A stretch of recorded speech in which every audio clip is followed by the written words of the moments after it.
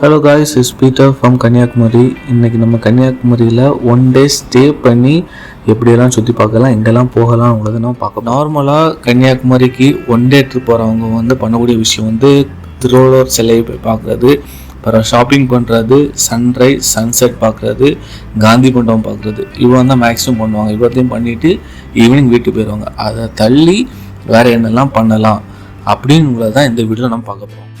So என்னோடய planning என்ன சொல்கிறேன், நான் ஆஃப்டர் டீ பிரேக் பிறகு 4 to 5 பிறகு தான் நான் கன்னியாகுமரிக்குள்ளே என்ட்ராகி நான் எங்கே ஸ்டே பண்ணியிருந்தேனோ அந்த ரூமுக்கு ஃபஸ்ட் நான் போயிட்டேன். அங்கே போய் கொஞ்சம் ரீஃப்ரெஷ் ஆகிட்டு, கொஞ்சம் ரிலாக்ஸ் ஆகிட்டு, ஃப்ரெண்ட்ஸ் அண்ட் ஃபேமிலியை அங்கே அந்த அட்மாஸ்பியருக்கு அவங்கள ரெடி பண்ணிக்கிட்டு, அதுக்கு பிறகு நைட் என்ன பண்ணேன்னா ஒரு 7:30 to 8 நான் என்ன பண்ணேன்னா அங்கேருந்து தங்கியிருக்க இடத்துலேருந்து நேராக நான் பீச்சுக்கு நேராக போக ஆரம்பித்தேன்.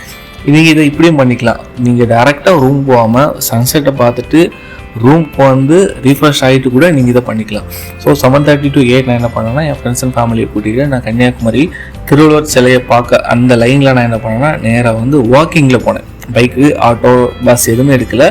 ஜஸ்ட் நான் எங்கே தங்கியிருந்தேன் அங்கேருந்து டேரெக்டாக நான் என்ன பண்ணேன்னா வாக்கிங்கில் தான் போனேன். எதுக்கு நான் ஈவினிங் போக சொல்கிறேன்னா, இப்போ நீங்கள் இந்த வீடியோவில் பார்க்க மாதிரி ஈவினிங் ஒரு 8-9 தாண்ட நேரமே யாருமே இல்லை. க்ரௌடட் ரொம்ப கம்மியாக இருந்து.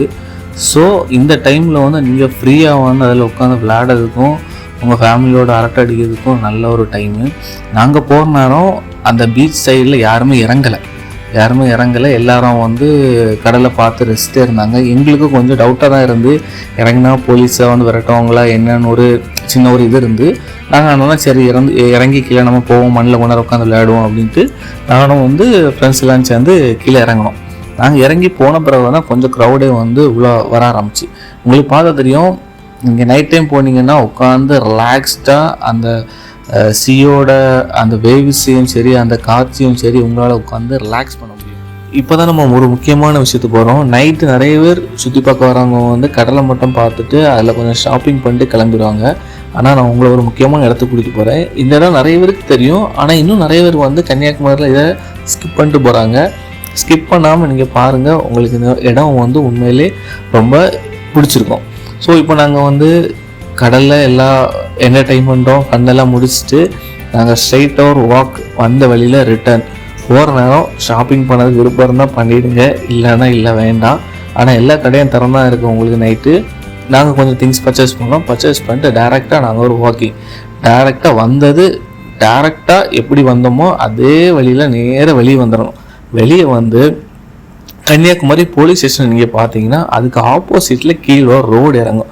அந்த ரோட்டுக்குள்ள தான் நம்ம இப்போ போகிறோம். நீ கன்னியாகுமரி போலீஸ் ஸ்டேஷன் தெரியாதவங்க இது ரொம்ப பெரிய விஷயம் கிடையாது. அதுலேருந்து நீங்கள் எந்த சைடில் இருக்க ஆள்கிட்ட கேட்டாலும், அந்த கடைக்காரங்கிட்ட கேட்டால் இதில் இருக்க அந்த ஜங்ஷனில் போலீஸ் இன்றைக்கி அவங்ககிட்ட கேட்டால் கூட அவங்க சொல்லுவாங்க அந்த போலீஸ் ஸ்டேஷனுக்கு ஆப்போசிட்டில். அதே மாதிரி நீங்கள் பஸ்ஸில் வரதா இருந்தால் அந்த பஸ் போலீஸ் ஸ்டேஷன் கிட்ட தான் நிற்கிறோம். ஸோ நீங்கள் இறங்கி நடந்து வர நேரமே உங்களுக்கு தெரிஞ்சிடும் போலீஸ் ஸ்டேஷன் எங்கே இருக்குன்னு. ஸோ அதுக்கு ஆப்போசிட்டில் ஒரு சின்ன முடுக்கு ஒன்று இறங்கும். ஒரு கார்லாம் போகிற மாதிரி பெரிய ரோடாகவே இருக்கும். அதில் நீங்கள் இறங்கணும். அந்த ரோட்டில் நீங்கள் இறங்கி கீழே போகிற நேரமே லெஃப்ட் சைடு நீங்கள் பார்த்தீங்கன்னா நிறைய சின்ன சின்ன கடைகள் இருக்கும். டேபிள்லாம் நிறைய போட்டிருப்பாங்க. அங்கே ஃபிஷ்ஷை ஃப்ரெஷ்ஷாக பொரித்து உங்களுக்கு தருவாங்க. நீங்கள் சூப்பராக டேஸ்ட்டாக சாப்பிட்லாம். நீங்கள் எங்கே போனாலும் கன்னியாகுமரியோட அந்த டேஸ்ட் கிடைக்காது. நீங்கள் வெளிநாட்டுக்கு போங்க, இல்லை தமிழ்நாட்டில் எங்கே போங்க, இல்லை இந்தியாவில் எங்கே போய் நீங்கள் சாப்பிட்டா கூட ஃபிஷ்ஷுனா கன்னியாகுமரி தான். அதை அடிச்சுக்கிடவே முடியாது. இங்கே ஃப்ரெஷ்ஷான மீனை நீட்டாக பொரித்து உங்களுக்கு தருவாங்க. நீங்கள் நீட்டாக சாப்பிட்லாம். நல்ல டேஸ்ட்டாக இருக்கும். நீங்கள் அந்த கடைக்கிட்ட போனவொடனே உங்களை கூப்பிடுவாங்க. உங்களுக்கு எந்த கடைக்கு போக இஷ்டம் இருக்கோ அந்த கடைக்கு போங்க. நாங்கள் ஒரு டேரெக்டாக வந்தோன்னா ஒரு பாட்டி கடை இருந்து அந்த கடைக்கு போனோம். கடைக்கு போய் நாங்கள் என்ன பண்ணுவோம்னா ஃபஸ்ட்டு ஃபிஷ்ஷை செலக்ட் பண்ணோம். ஃபிஷ்ஷை செலக்ட் பண்ணது அவங்களே எது நல்ல ஃபிஷ்ஷுன்னு சொல்லுவாங்க, எது டேஸ்ட்டாக இருக்குன்னு சொல்லுவாங்க. நீங்கள் பேசி உங்களுக்கு என்ன விலைக்கு வேணுமோ, எத்தனை ஃபிஷ் வேணுமோ நீங்கள் செலக்ட் பண்ணி வச்சுருங்க. அவங்க ஆல்ரெடி அங்கே இருக்க எல்லா ஷாப்லேயும் மேக்ஸிமம் என்ன பண்ணுவாங்கன்னா ஃபிஷ்ஷுக்கு ஆல்ரெடி மிளகாலாம் போட்டு தடவி தான் வச்சுருப்பாங்க. நீங்கள் எந்தெந்த ஃபிஷ்ஷுன்னு கை காட்டுறீங்களோ அந்தந்த ஃபிஷ்ஷை அவங்க உங்கள் கண்ணுக்கு முன்னாடி என்ன பண்ணுவாங்கன்னா அதில் ஒரு சட்டியில் எண்ணெயெல்லாம் வச்சு ரெடியாக வச்சுருப்பாங்க. அந்த எண்ணெயில் போட்டு உங்களுக்கு பொரிச்சு ஃப்ரெஷ்ஷாக தருவாங்க. நீங்கள் ஃப்ரெஷ்ஷாக சூடாக சாப்பிட்டுக்கலாம்.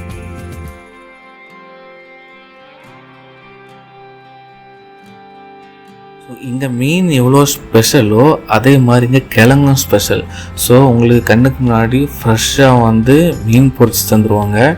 அது கூட ஒரு பிளேட் கிழங்கும் நீங்கள் வாங்கினீங்கன்னா நல்லா டேஸ்ட்டாக இருக்கும். கிழங்கு நல்லா சாஃப்டாக சாப்பிட்றதுக்கு குழந்தைகளும் சாப்பிட்லாம், பெரிய ஆளும் சாப்பிட்லாம், வயசானவங்களும் சாப்பிட்லாம். அந்த மாதிரி நல்ல ஒரு பக்குவத்தில் டேஸ்ட்டாக அழகாக வச்சுருப்பாங்க.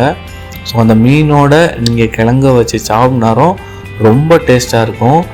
உங்கள் ஃபேமிலியோட ஃப்ரெண்ட்ஸோட இப்படி ஒரு நைட்டை நீங்கள் ஸ்பெண்ட் பண்ணதுக்கு சூப்பராக இருக்கும். இந்த மீனை நீங்கள் சாப்பிட்ட பிறகு உங்களுக்கு மீனும் கிழங்கும் சாப்பிட்டாரோ வயிறு வந்து உண்மையிலே ரொம்ப ஃபுல்லாகிடும். ஸோ உங்களுக்கு வந்து கிழங்கு பிடிக்கலன்னா கூட இங்கே வந்து ரைஸ் வச்சுருப்பாங்க. ரைஸ் கேட்கலாம், ஆம்லேட் உண்டு. ஸோ இந்த மாதிரிப்பட்ட நிறைய ஃபுட் வெரைட்டிஸும் இங்கே இருக்குது. ஆனால் எங்களோட மெயின் சிக்னேச்சர் ஆஃப் டிஷ்ஷுனா ஃபிஷ் தான், ஃபிஷ் ஃப்ரை தான். இது கண்டிப்பாக அதை ட்ரை பண்ணுங்கள். அதான் வந்து ரொம்ப அழகாக இருக்கும், டேஸ்ட்டாக இருக்கும் சாப்பிட்றதுக்கு. கிழங்கு வித் ஃபிஷ். நீங்கள் கண்டிப்பாக இந்த இடத்த விசிட் பண்ணுங்கள். கன்னியாகுமரி வரவங்க ஈவினிங் இந்த இடத்த விசிட் பண்ணுங்கள். உங்களுக்கு வந்து உண்மையிலே ஒரு ஃப்ரெஷ்ஷான ஃபிஷ் வித் கிழங்கு சாப்பிட்டதுக்குள்ளே அந்த டேஸ்ட் தெரியும், கன்னியாகுமரி டேஸ்ட்டு.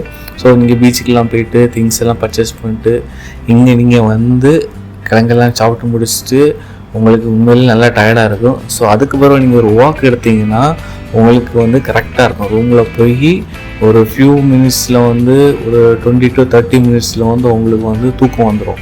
இங்கே ரூமில் கிடந்து நல்லா தூங்கிட்டு ஏர்லி மார்னிங் என்ன பண்ணலான்னா சன்ரைஸ் பார்க்கணும்னு நினைக்கிறவங்க சன்ரைஸ் பார்க்கலாம். இல்லை நீங்கள் ஹோட்டல்லேருந்தே மார்னிங் சன்ரைஸ் பார்க்க வியூ மாதிரி புக் பண்ணியிருந்தால் கூட ஓகே தான். நீங்கள் என்ன பண்ணலான்னா சன்ரைஸ் பார்க்கறதுக்கு நீங்கள் போகலாம்.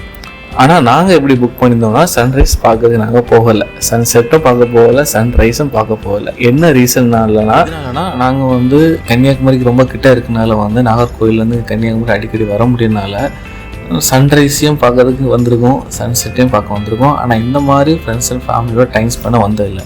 ஸோ அதுக்கேற்ற மாதிரி நாங்கள் பிளான் பண்ணியிருந்தோம். நல்லா ரெஸ்ட் எடுத்துகிட்டு மார்னிங் என்ன பண்ணோம்னா திருவள்ளுவர் சிலையை பார்க்க போயிருந்தோம். ஸோ கண்ணாடி பிரிட்ஜ் புதுசாக போட்டிருக்காங்க. ஸோ அது பார்க்கறதுக்கு வேண்டி நாங்கள் போயிருந்தோம். அதோட டிக்கெட் ப்ரைஸாக இருக்கட்டு, அதுக்கு நாங்கள் எப்படி போனோம், என்னெல்லாம் புக் பண்ணோம், ஆன்லைனில் புக் பண்ணோமா இல்லை அங்கே போய் டிக்கெட் எடுத்தோமா, என்ன க்ரௌட் இருந்து எப்படி விருந்துன்னு உள்ளதை வந்து நீங்கள் நெக்ஸ்ட் வீடியோவில் பாருங்கள். ரொம்ப இன்ட்ரெஸ்டிங்காக இருக்கும். நான் வந்து கன்னியாகுமரி பிரிட்ஜ், அதாவது கண்ணாடி பிரிட்ஜ் ஓப்பன் பண்ணி 1 year ஆச்சு. ஸோ அதுக்கு பிறகு தான் நாங்கள் பார்க்க போனோம்.